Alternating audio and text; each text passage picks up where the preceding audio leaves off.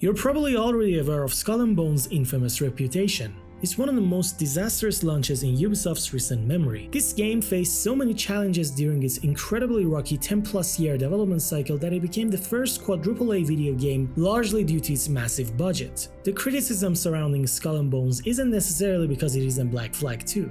Of course, ruined expectations played a major role, but the most important reasons for all the criticism are A, its terrible quality, and B, Ubisoft's direction and questionable business practices. Skull and Bones originally began development back in late 2013 as a multiplayer addition to Assassin's Creed Black Flag, then called Black Flag Infinite. It was meant to be a standalone mode, but eventually morphed into its own thing. Players genuinely enjoyed Black Flag's pirate fantasy, so a separate multiplayer game with a similar premise sounded fun. Fast forward a few years, and after lots of silence, development hell, and multiple delays, the game was finally released in February 2024, over a decade after its development began. Fans quickly realized it was nothing like Assassin's Creed Black Flag. Sure, it had sailing mechanic, different ships, and ship combat, but crucial things were missing, and trust me, these weren't minor omissions. They made me and a lot of other fans question the developer's intent. Seriously, what the hell went wrong with Skull and Bones? I mean, how would you feel if I told you that in a pirate game, you cannot board other ships? Instead, you endure a repetitive cutscene every single time you try. Yes, you heard that right, but that's not all. You can't even freely explore land masses unless it's a predetermined ultra-linear spot filled with vendors or bad design. Funnily enough, you might find treasure maps that lead to an island, and when you go to them, you're greeted with this masterpiece of a design. A huge sparkling light beam telling you exactly where the treasure is hidden. Remember Black Flag, where you had to find the treasure yourself by checking out the coordinates and drawings? Yeah, who wants that when the game can just hand you the secret with obvious hand-holding markers? Seriously, why not just put a huge arrow on the map at this point? So the land exploration means nothing, and sea exploration is, well, almost non-existent too. Beyond unfugging the map, there's basically nothing. Although there are some fortresses, cities, and villages that you can stumble upon, you can't really enter them. You just plunder them in a sequence of wave attacks, coupled with another repetitive cutscene, or interact with them to buy stuff, and that's about it. Oh, and once you're done unfugging the locations, or hell, even less than half of them, you can just pin the items you need from the codex menu, and the game will automatically mark the locations you need to visit to obtain that specific item. Yeah, it works just like that. Also, deciding to jump onto land or embark on your ship means facing a glorious fade to black screen, another repetitive cutscene showing you either on your ship or on land, and you can finally control a mildly unresponsive avatar that you can customize to look like Edward Kenway or Steve depending on your taste. And while we're at it, there's no actual activity like fishing, drinking, or other minigames. But if you think that's crazy, then wait till you hear that in a pirate game, you can't fight enemies with a sword and a pistol. It's still missing, and they've promised to add it later. Look, I get it. Once it's released, it might shake things up, but so far we don't know how it'll be implemented, and frankly I don't think it'll be enough to change the entire gameplay dynamic, given all the current restrictions. The other reason I think like that is because of the mission structure. You see, almost every quest in Skull and Bones is a fetch quest, and I'm not joking. You activate a task, sail to the objective, sink a ship or plunder a town, then return to the quest giver and finish the quest.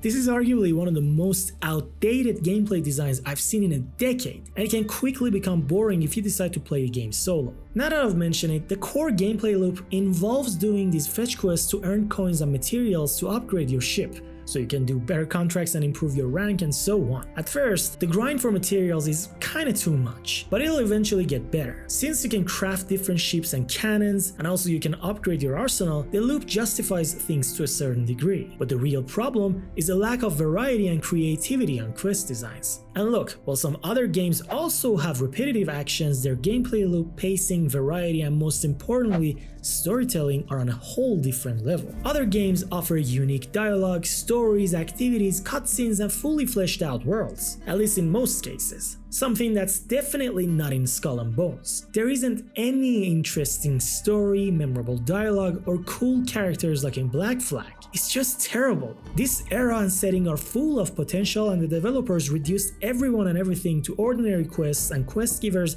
in a forgettable story with shallow writing.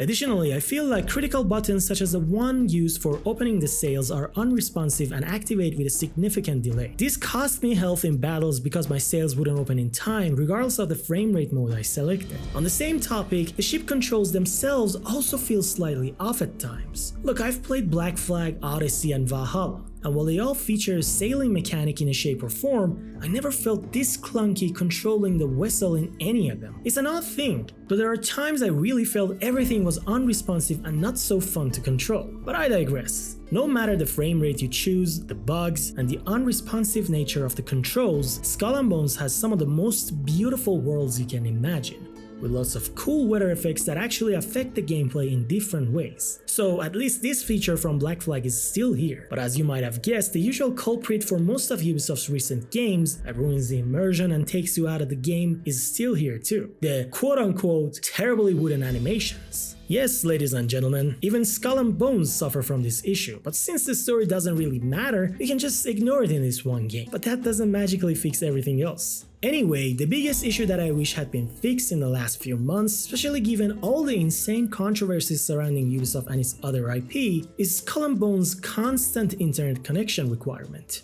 Since you can play it entirely in solo, going through a server connection every time I boot the game is super unnecessary. Constant internet connection requirement means if the servers go down or your internet connection is bad, you can get disconnected mid-game or lose access to the game completely. And God forbid it happens during a world event like boss fights, cause other players might finish and get the rewards while you get nothing despite using all your ammo. So I strongly hope somewhere down the line they add an offline mode to this game. This brings us to the leadership and direction. And my question is this how a company should release a game? The things I mentioned aren't just a bunch of missing quality of life features. These are core elements of a pirate fantasy that Skull and Bones doesn't offer. And I mean this respectfully, but did Ubisoft truly look at this game and think, man, who would want a real pirate fantasy? Let's give them microtransaction stuff instead of what they truly loved about Black Flag.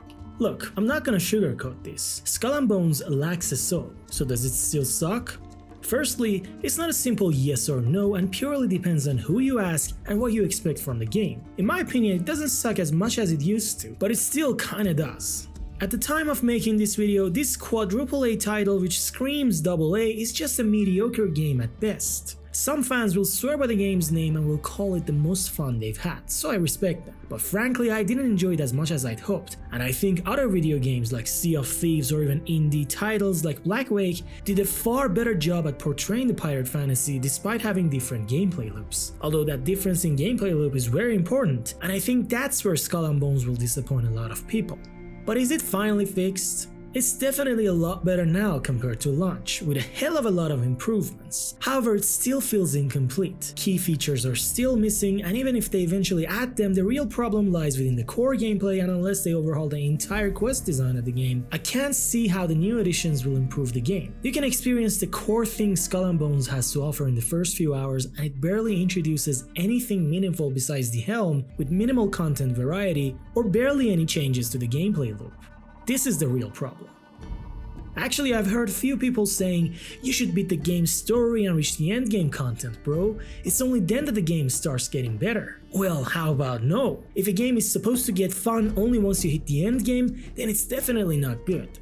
At best, Skull and Bones is a pirate-themed microtransaction-driven game. It cares more about the worst parts of an RPG, the grind, the fetch quests, ripping yourself apart for an item that you could just buy a better-looking cosmetic with real money, and so on. There's a lot of MMO-style monetization here, but this game is not an MMO. It's a terrible adventure with no sense of exploration, and I don't even know how Ubisoft Singapore pulled that off. I still wonder, why do companies keep releasing barely functional games with broken promises, hoping to add missing features later as new stuff? Look, I'm not against games as a service. Hook me up with a fantastic product day one, then add meaningful content. In the end, that's faster than making a sequel, and players would enjoy it as long as it gets meaningful content, not sketchy business practices before a good game.